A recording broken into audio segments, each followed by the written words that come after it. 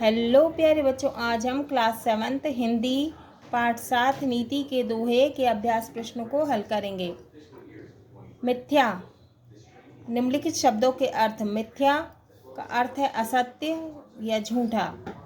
Server का अर्थ है सरोवर, तालाब। गरल का अर्थ है विष, जहर। डुलाए का अर्थ है हिलाना। गरल का अर्थ है विष या जहर, डुलाए का अर्थ है हिलाना। पय का अर्थ है दूध। करी का अर्थ है करना। पान का अर्थ है पीना। वशीकरण का अर्थ है वश में करना। जड़मति का अर्थ है मूर्ख या बुद्धिहीन। गहही का अर्थ है ग्रहण करना। अति का अर्थ है अधिक या ज़्यादा। पर का अर्थ है पंख। तज का अर्थ है त्यागना। सिल का अर्थ है पत्थर। निंदक का अर्थ है बुराई करने वाला। संचयी का अर्थ है इकट्ठा। पातक का अर्थ है पाप या अपराध। सुरभित का अर्थ है सुगंधित। निर्मल का अर्थ है साफ या स्वच्छ। पोहिए का अर्थ है पिरोना। पौन का अर्थ है पवन या 3/4। कुठार का अर्थ है कुल्हाड़ी। तरुवर का अर्थ है पेड़ या वृक्ष। सुजान का अर्थ है सज्जन। उद्यम का अर्थ है परिश्रम या उद्योग। वारी का अर्थ है जल। प्रसंग संदर्भ सहित व्याख्या। पहला पद्यांश। यह ऐसा संसार है जैसा सैमल फूल, दिन 10 के व्यवहार को रंगी झूठे रंगी न भूल। पहला, यह ऐसा डैश डैश ना भूल। ये क्या है? कबीर के दोहे। शब्दार्थ। त्योहार। त्योहार का अर्थ है उत्सव। रंगी का अर्थ है रंग। संदर्भ। प्रस्तुत दोहा हमारी पाठ्य पुस्तक भाषा भारती के नीति के दोहे से लिया गया है। इस दोहे के रचयिता कबीरदास जी हैं।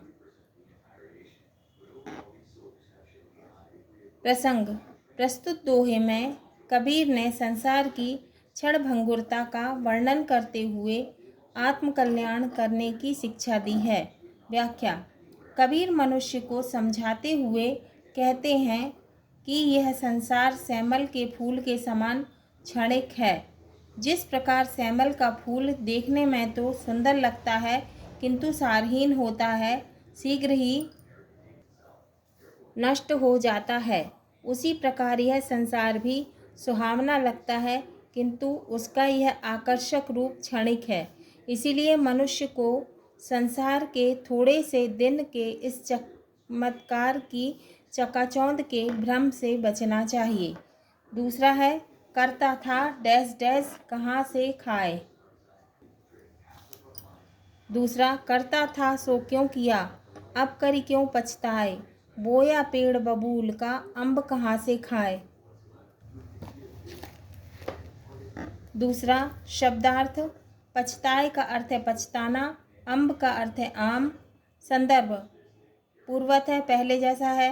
प्रसंग। प्रस्तुत पंक्तियों में कवि ने कार्य करने से पूर्व सोचने के लिए कहा है। व्याख्या। कबीरदास जी कहते हैं कि मनुष्य को किसी के प्रति कोई भी कार्य करने से पूर्व अच्छी तरह समझ लेना चाहिए, कहीं ऐसा ना हो कि गलत हो जाने पर बाद में पछताना पड़े। बाद में पछताना मूर्खतापूर्ण कार्य है। इसीलिए कहा गया है कि अगर कड़वा बबूल बोओगे तो बदले में कड़वा फल ही पैदा होगा। आम की कल्पना करना बेईमानी होगा, अर्थात प्रत्येक मनुष्य को अपनी करनी के अनुसार ही फल प्राप्त होता है। तीसरा, निंदक नियरे डैश डैश करे सुभाए। तीसरा, निंदक नियरे राखिए आंगन कुटी छबाए, बिन पानी साबुन बिना निर्मल करे सुभाए। शब्दार्थ। निंदक का अर्थ है निंदा करने वाला। नियरे का अर्थ है पास में। निर्मल का अर्थ है साफ। सुभाए का अर्थ है स्वभाव। संदर्भ। पूर्वत, पहले के जैसा है। प्रसंग। प्रस्तुत दोहे में कबीरदास जी ने निंदा करने वालों को मित्र बनाने की बात कही है। निंदा माने बुराई करने वालों को मित्र बनाने की बात कही है। व्याख्या। कबीरदास जी कहते हैं कि मनुष्य को सदैव अपनी निंदा करने वालों का स्वागत करना चाहिए, उसे अपने पास रखना चाहिए। वास्तव में निंदा करने वाला व्यक्ति बिना साबुन और पानी के तुम्हारे व्यवहार में से तुम्हारे दोषों को दूर कर तुम्हारे स्वभाव को स्वच्छ और कोमल बना सकता है। चौथा, अति का भला डैश डैश ना चुप। चौथा, अति का भला न बरसना, अति की भली न धूप। अति का भला न बोलना, अति की भली न चूप। शब्दार्थ, अति का अर्थ है अधिक, चूप का अर्थ है चुप। संदर्भ, पहले जैसा है पूर्वत। प्रसंग, प्रस्तुत पद्यांश में कबीरदास जी ने अति का विरोध करते हुए कहा है। व्याख्या, कबीरदास जी कहते हैं कि जिस प्रकार पानी की आवश्यकता प्रत्येक जीवधारी को होती है, किंतु आवश्यकता से अधिक वर्षा से प्रलयकारी बाढ़ आ जाती है, जरूरत से ज़्यादा धूप भी मनुष्य, जानवर, पेड़ पौधों को झुलसाने का काम करती है, उसी प्रकार मनुष्य का ज़्यादा बोलना उसकी मूर्खता की निशानी माना जाता है तथा समय पर ना बोलना अर्थात अत्यधिक चुप्पी साधना भी नुकसानदायक होती है। इसीलिए कबीरदास जी कहते हैं कि मनुष्य को किसी भी कार्य की अति से बचना चाहिए। अब है रहीम के दोहे। पहला है तरुवर डैश डैश सुजान। पहला, तरुवर फल नहीं खात है, सरवर पियहि न पान। कहीं रहीम का पर काज हित, संपत्ति संचही सुजान। शब्दार्थ, तरुवर का अर्थ है वृक्ष, सरवर का अर्थ है तालाब, परकाज का अर्थ है दूसरों का कार्य, संचही का अर्थ है इकट्ठा करना। संदर्भ, प्रस्तुत पद्यांश हमारी पाठ्य पुस्तक भाषा भारती के नीति के दोहे नामक पाठ से अवतरित है। इसके रचयिता रहीम कवि हैं। प्रसंग, प्रस्तुत पद्यांश में कवि ने सज्जन पुरुष की प्रशंसा की है। व्याख्या, कवि कहते हैं कि वृक्ष पर सैकड़ों फल लगते हैं, किंतु वृक्ष अपने फल स्वयं नहीं खाता है। तालाबों में इतना पानी होता है, परंतु इसमें से थोड़ा भी वह स्वयं नहीं पीता। ठीक उसी प्रकार सज्जन लोग दूसरों के कार्यों को पूरा करने के लिए अर्थात परोपकार हेतु धन इकट्ठा करते हैं। दूसरा है एके सादे डैश डैश भले अघाए। दूसरा, एके सादे सब सादे सब जाए, रहीमन मूलहि सींचिबो फूले फले अघाए। शब्दार्थ, मूलहि का अर्थ है जड़ को, सींचिबो का अर्थ है सींचना। संदर्भ, पूर्वत है पहले जैसा। प्रसंग, प्रस्तुत पद्यांश में रहीम कवि ने मूल तत्व को साधने को कहा है। व्याख्या, कवि रहीम कहते हैं कि जिस प्रकार वृक्ष के मात्र एक स्थान मूल मतलब जड़ को सींचने से पूरा पेड़ फलता फूलता है, ठीक उसी प्रकार मनुष्य को किसी एक मूल आधार को साधना चाहिए, क्योंकि एक मूल के साधने से सब अपने आप ही सध जाते हैं। इसके विपरीत सबको साधने की हालत में सब कुछ चला जाता है, अर्थात कोई भी कार्य नहीं बनता है। तीसरा, बड़े बड़ाई ना करे, बड़े न बोले बोल, रहीमन हीरा कब कहे, लाख टका मेरो मोल। शब्दार्थ, बड़ाई का अर्थ है प्रशंसा, टका का अर्थ है मुद्रा। संदर्भ, पूर्वत पहले जैसा है। प्रसंग, प्रस्तुत पद्यांश में कवि रहीम ने मनुष्य को बड़बोलेपन से बचने की सलाह दी है। व्याख्या, कवि कहते हैं कि जिस प्रकार हीरा अमूल्य रत्न होते हुए भी अपने मूल्य का आकलन स्वयं नहीं करता, अपितु सामान्य कांच की भांति पड़ा रहता है, ठीक उसी प्रकार महान व्यक्ति भी ऊंचे बोल नहीं बोलते और ना ही स्वयं अपनी प्रशंसा के ऊंचे ऊंचे पुल बनाते हैं। अब है तुलसीदास जी के दोहे। पहला है तुलसी काया खेत है, मनसा भयो किसान, पाप पुण्य दो बीज हैं, बुभे सो लुने निदान। पहला, तुलसी काया डैश डैश लुने निदान। शब्दार्थ, काया का अर्थ शरीर, दो का अर्थ दोनों। संदर्भ, प्रस्तुत पद्यांश हमारी पाठ्य पुस्तक भाषा भारती के नीति के दोहे संकलन से लिया गया है। इसके रचयिता तुलसीदास जी हैं। प्रसंग, प्रस्तुत पद्यांश में तुलसीदास जी ने अच्छे कार्य करने का उपदेश दिया है। व्याख्या। तुलसीदास जी कहते हैं कि मानव का शरीर किसान के उपजाऊ खेत के समान है तथा उसका मन स्वयं एक मेहनतकश किसान है। पाप और पुण्य दो बीज हैं जिन्हें वह अपने विवेकानुसार अपने खेत में बोता है। यदि वह पाप का बीज बोएगा तो प्राप्त होने वाली फसल अनिष्टकारी सिद्ध होगी, किंतु यदि वह पुण्य का बीज बोएगा तो फसल अत्यंत शुभकारी सिद्ध होगी। अतः यह मनुष्य के हाथ में है कि वह कैसा फल प्राप्त करना चाहता है। दूसरा है मिथ्या माहुर डैश डैश आँच को। दूसरा, मिथ्या माहुर सज्जन ही खलहिं गरल सम साँच, तुलसी छुअत पराई ज्यों पारद पावक आँच। शब्दार्थ। माहुर का अर्थ है विष, मिथ्या का अर्थ है असत्य, गरल का अर्थ है विष और पारद का अर्थ है पारा। संदर्भ पूर्वत है। प्रसंग। तुलसीदास जी ने प्रस्तुत पद्यांश में सज्जन एवं दुर्जन लोगों के बारे में बताया है। व्याख्या। तुलसीदास जी कहते हैं कि सज्जन लोगों के लिए असत्य विष के समान है, जबकि दुर्जन व्यक्ति के लिए सत्य विष के समान कष्टदायक है। ये दोनों इनके स्पर्श मात्र से ठीक वैसे ही दूर रहते हैं जिस प्रकार आग की ऊष्मा पाकर पारा अलग हो जाता है। कहने का तात्पर्य यह है, सज्जन से झूठ और दुर्जन से सत्य हमेशा दूर रहता है। तीसरा, जड़ चेतन डैश डैश डैश बारी विकार।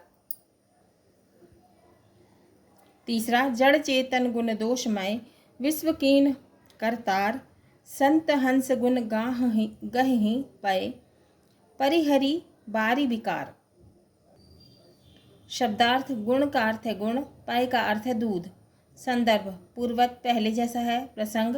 प्रस्तुत पद्यांश में तुलसीदास जी कहते हैं कि ईश्वर द्वारा रचित इस संसार में गुण और दोष दोनों ही समान रूप से व्याप्त हैं। जिस प्रकार हंस पानी के विकारों को त्याग कर दूध को ग्रहण कर लेता है, उसी प्रकार ज्ञानी पुरुष इस संसार सरोवर में से बुराइयों को त्याग कर अच्छाइयों को ग्रहण कर लेते हैं। अतः हमें भी अच्छाइयों को ही ग्रहण करना चाहिए, ना कि बुराइयों को। अब है वृंद कवि। पहला है विद्याधन डैश डैश को पौन। पहला, विद्या धन उद्यम बिना कहो जू पावे कौन, बिना डुलाए ना मिले ज्यों पंखा की पौन। शब्दार्थ। उद्यम का अर्थ है परिश्रम, पौन का अर्थ है पवन या हवा। संदर्भ। प्रस्तुत पद्यांश हमारी पाठ्य पुस्तक भाषा भारती के नीति के दोहे से अवतरित है। इसके रचयिता वृंद कवि हैं। प्रसंग। प्रस्तुत पद्यांश में कवि वृंद ने परिश्रम के महत्व पर प्रकाश डाला है। व्याख्या। कवि कहते हैं कि जिस प्रकार गर्मी के समय में बिना पंखा को हिलाए उसकी हवा का आनंद नहीं लिया जा सकता, ठीक उसी प्रकार विद्या रूपी धन को बिना परिश्रम प्राप्त नहीं किया जा सकता। अर्थात व्यक्ति को अपने अभीष्ट की प्राप्ति के लिए कठिन परिश्रम करना चाहिए। दूसरा, करत करत डैश डैश डैश निशान। दूसरा, करत करत अभ्यास के जड़मति होत सुजान, रसरी आवत जात ते सिल पर परत निशान। शब्दार्थ। जड़मति यानी मूर्ख, सुजान यानी चतुर, रसरी यानी रस्सी, सिल यानी पत्थर। संदर्भ पूर्वत पहले जैसा है। प्रसंग। प्रस्तुत पद्यांश में कवि वृंद ने निरंतर अभ्यास करने की सीख दी है। व्याख्या। कवि वृंद कहते हैं कि जिस प्रकार कुएं की चरखी पर निरंतर चलने वाली रस्सी से कुएं का पत्थर भी घिसने लगता है, अर्थात उस पर निशान पड़ जाते हैं, उसी प्रकार लगातार अभ्यास करने से मूर्ख मनुष्य भी चतुर व गुणी बन सकता है। अतः मनुष्य को किसी भी कार्य के में मनवांछित सफलता की प्राप्ति के लिए सतत प्रयास करते रहना चाहिए। तीसरा है सज्जन तजत डैश डैश डैश करे कुठार। तीसरा, सज्जन तजत न सजनता कीन्हेउ दोष अपार, ज्यों चंदन छेदे तऊ सुरभित करे कुठार। शब्दार्थ, तजत यानी छोड़ना, कुठार का अर्थ है कुल्हाड़ी। संदर्भ, पूर्वत यानी पहले जैसा है। प्रसंग, प्रस्तुत पद्यांश में कवि ने कहा है कि सज्जन पुरुष अपनी सज्जनता कभी नहीं छोड़ते। व्याख्या, कवि वृंद कहते हैं कि सज्जन व्यक्ति कभी भी अपनी सज्जनता नहीं छोड़ते हैं, भले ही उनके साथ कितना भी कठोर व्यवहार क्यों ना हो। सज्जन पुरुषों का स्वभाव चंदन के वृक्ष के समान होता है, जो उस पर प्रहार करने वाली कुल्हाड़ी को भी अपनी सुगंध से सुगंधित कर देता है। मौसम और कृषि संबंधी कहावतें। पहला है, कल से पानी गर्म हो, चिड़िया नहावे धूर, अंडा ले चींटी चले तो बरखा भरपूर। ये कविता किसकी है? घाघ और भड्डरी की। तो पहला है, पहली कहावत में कहा गया है कि जब कलसे का पानी गर्म हो, चिड़िया धूल से नहाए और चींटी अंडा लेकर चले तो भरपूर वर्षा होने की संभावना रहती है। दूसरा, मैदे गेहूँ ढेले चना।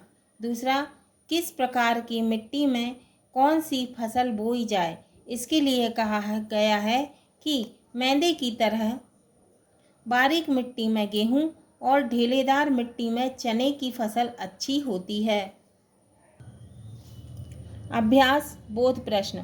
पहला है, निम्नांकित प्रश्नों के उत्तर लिखिए। का कवि के अनुसार अति कहाँ कहाँ वर्जित है? उत्तर, कवि के अनुसार अति सर्वत्र सभी जगह वर्जित है। खा, कबीर के अनुसार निंदक को निकट रखने से क्या लाभ है? उत्तर, कबीर के अनुसार निंदक को निकट रखने से हमारे सारे दोष नष्ट हो जाते हैं। गा, एके साधे सब सधे से क्या तात्पर्य है? उत्तर, एके साधे सब सधे से तात्पर्य है कि एक ही साधन से सब सध जाते हैं। घ, कवि तुलसीदास जी ने काया और मन की तुलना किससे की है? उत्तर, कवि तुलसीदास जी ने काया की तुलना खेत से तथा मन की तुलना किसान से की है। इंगा, संत हंस गुण गहहि पै से कवि का क्या आशय है? उत्तर है, संत हंस गुण गहहि पै से कवि का आशय यह है कि जिस प्रकार हंस पानी रूपी विकारों को त्याग कर केवल दूध को ग्रहण कर लेता है, उसी प्रकार सज्जन पुरुष भी इस संसार रूपी सरोवर में से बुराइयों को त्याग कर अच्छाई को ग्रहण कर लेते हैं।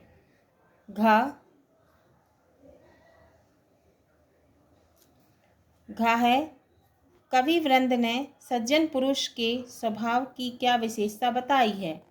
उत्तर है, कवि वृंद के अनुसार सज्जन पुरुष कठिन से कठिन परिस्थिति में भी अपनी सज्जनता का परित्याग नहीं करते हैं।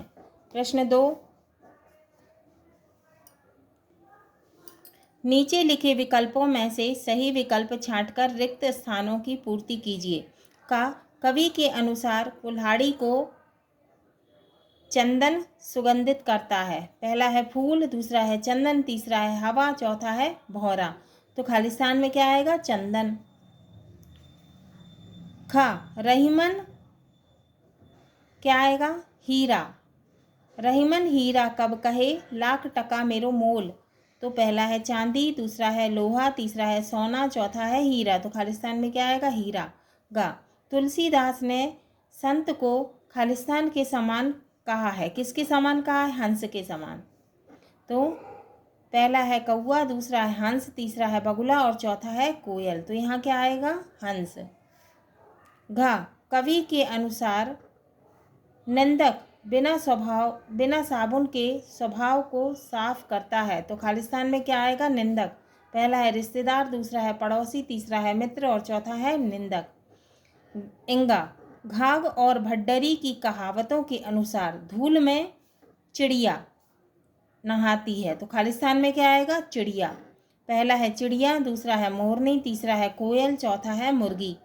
चा, गेहूं की अच्छी खेती खालिस्तान होती है मैदे के समान बारीक मिट्टी में। तो पहला है पीली मिट्टी में, दूसरा काली मिट्टी में, तीसरा ढीले वाली मिट्टी में और चौथा है मैदे के समान बारीक मिट्टी में। तो क्या आएगा यहाँ पे खालिस्तान में? मैदे के समान बारीक मिट्टी में। अब तीसरा है निम्नांकित पंक्तियों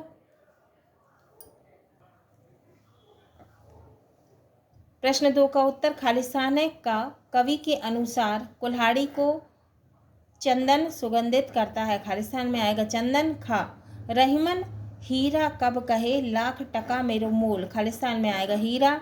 गा, तुलसीदास ने संत को हंस के समान कहा है। खालिस्तान में आएगा हंस। घा, कवि के अनुसार निंदक बिना साबुन के स्वभाव को साफ करता है। खालिस्तान में आएगा निंदक। प्रश्न 3, निम्नांकित पंक्तियों का भाव स्पष्ट कीजिए। का, करता था सो क्यों किया, अब करी क्यों पछताए, बोया पेड़ बबूल का, अम्ब कहाँ से खाए। तो इसकी व्याख्या है, कबीरदास जी कहते हैं कि मनुष्य को किसी के प्रति कोई भी कार्य करने से पूर्व अच्छी तरह समझ लेना चाहिए, कहीं ऐसा ना हो कि गलत हो जाने पर बाद में पछताना पड़े। बाद में पछताना मूर्खतापूर्ण कार्य है। इसीलिए कहा गया है कि अगर कड़वा बबूल बोओगे तो बदले में कड़वा फल ही पैदा होगा। आम की कल्पना करना बेईमानी होगा, अर्थात प्रत्येक मनुष्य को अपनी करनी के अनुसार ही फल प्राप्त होता है। दुखा है, करत करत अभ्यास के जड़मति होत सुजान, रसरी आवत जात ते सिल पर होत निशान।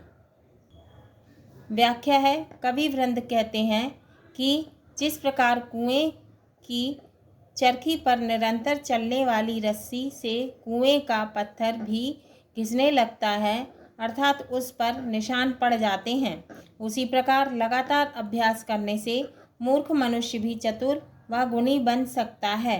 अतः मनुष्य को किसी भी कार्य में मनवांछित सफलता की प्राप्ति के लिए सतत प्रयास करते रहना चाहिए। प्रश्न 4, निम्नलिखित भावों के लिए दोहों में से उचित पंक्तियां छांटकर लिखिए। का, महान पुरुष अपनी प्रशंसा स्वयं नहीं करते। उत्तर है, बड़े बड़ाई ना करे, बड़े न बोले बोल। ख, अधिक बोलना व अधिक चुप रहना अच्छा नहीं होता। उत्तर है, अति का भला न बोलना, अति की भली न चूप। अब है भाषा अध्ययन। निम्नलिखित शब्दों के तत्सम रूप लिखिए।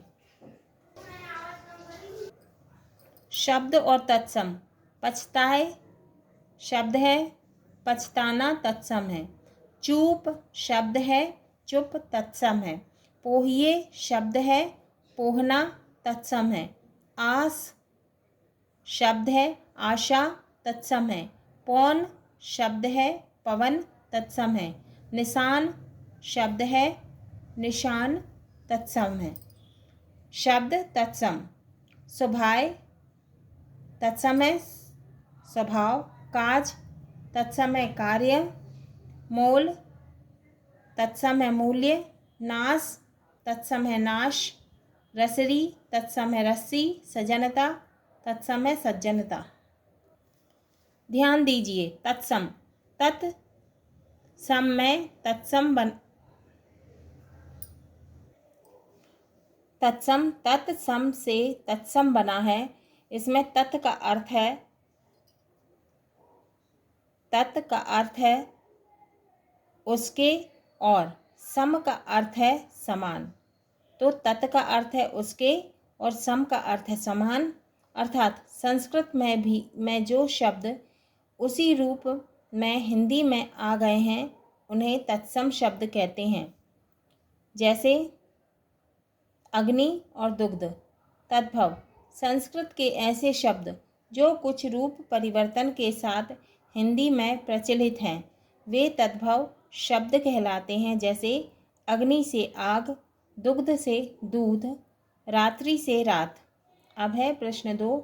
निम्नलिखित के दो दो पर्यायवाची शब्द लिखिए। पर्यायवाची यानी समानार्थी शब्द लिखना है। उत्तर है शब्द और पर्यायवाची। पेड़ का पर्यायवाची है वृक्ष और तरुवर। पवन का पर्यायवाची है हवा और पौन। पानी का पर्यायवाची है जल और वारी। सरोवर का पर्यायवाची है सरवर। फूल का पर्यायवाची है पुष्प प्रसून। नदी का पर्यायवाची है तरंगिनी सरिता। प्रश्न 3। निम्नलिखित शब्दों के सामने दिए गए उनके अर्थ में रेखा खींचकर मिलाइए। कुटी, झोपड़ी, हित, भलाई, सकल, समस्त, सुरभित, सुगंधित, उद्यम, परिश्रम। शब्द और अर्थ। कुटी, झोपड़ी, हित, भलाई, सकल, समस्त, सुरभित, सुगंधित, उद्यम, परिश्रम। ध्यान दीजिए, इस पाठ का नाम नीति के दोहे है। इसमें दोहे शब्द का प्रयोग क्यों किया गया है, जानिए। दोहा एक छंद का नाम है।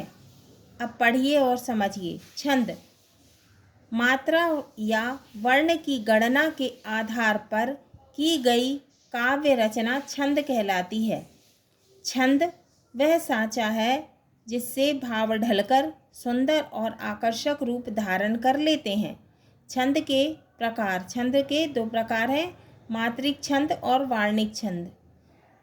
मात्रिक छंद जिनकी रचना मात्रा की गणना के आधार पर होती है, जैसे दोहा, चौपाई, सोरठा। और वार्णिक छंद जिनकी रचना वर्णों की गिनती के आधार पर होती है, जैसे कवित्त। प्रश्न 1। हीरा कभी यह नहीं कहता है कि मेरा मूल्य लाख रुपए। पंक्ति के लिए दोहों में से उचित पंक्ति छांटकर लिखिए। उत्तर है रहीमन हीरा कब कहे लाख टका मेरो मोल। प्रश्न 2। तुलसीदास जी ने काया की तुलना किससे की है। उत्तर तुलसीदास जी ने काया की तुलना खेत से की है। प्रश्न रहीम जी ने जड़ को सींचने को क्यों कहा है। उत्तर जड़ को सींचने से वृक्ष के अन्य भागों की देखभाल नहीं करनी पड़ती है, वे खुद ही सध जाते हैं। प्रश्न नीति के दोहों में कौन कौन सी नीतिगत बातें कही गई हैं, खोजकर लिखिए। उत्तर नीति के दोहों में अनेक नीतिगत बातें कही गई हैं। बिना सोचे समझे और कार्य ना करें। हमें ज़्यादा बोलना और ज़्यादा चुप रहना तकलीफ़ दे सकता है। वृक्ष की तरह परोपकार करना सीखें। हमें स्वयं की प्रशंसा नहीं करना चाहिए। हाँ तो प्यारे बच्चों, हमारा ये पाठ 7 नीति के दोहे के अभ्यास प्रश्न पूर्ण हुए।